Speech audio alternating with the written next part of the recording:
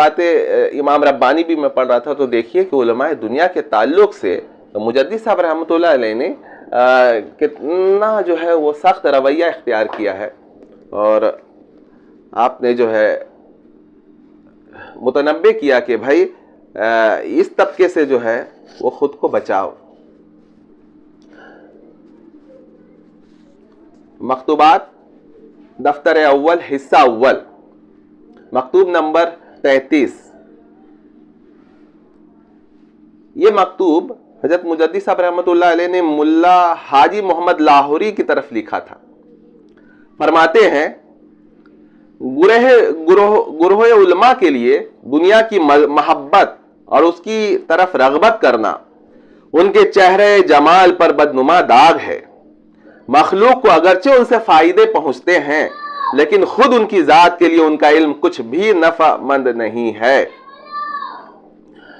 اگرچہ شریعت کی تائید اور ملت کی تقویت ان پر مبنی اور مرتب ہوتی ہے، لیکن کبھی ایسا بھی ہو جاتا ہے کہ یہ تائید و تقویت اور فجور والے لوگوں سے بھی ہو جاتی ہے، اس طرح کی تائید ہو جاتی ہے۔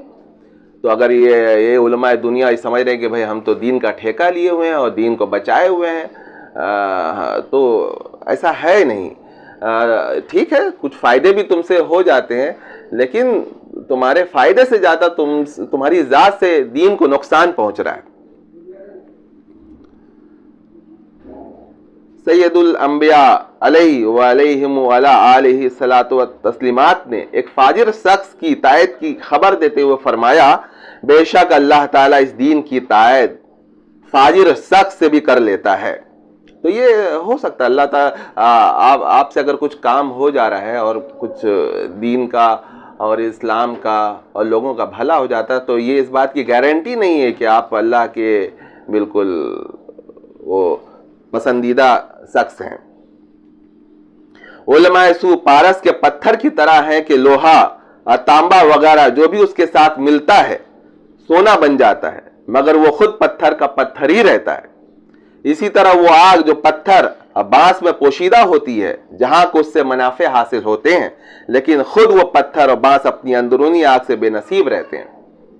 مطلب یہ علماء دنیا کی یہ مثال ہے کہ ان کے علم سے کچھ فائدے پہنچ جاتے ہیں لوگوں کو، لیکن خود ان کا علم ان کو فائدہ نہیں پہنچا رہا ہے۔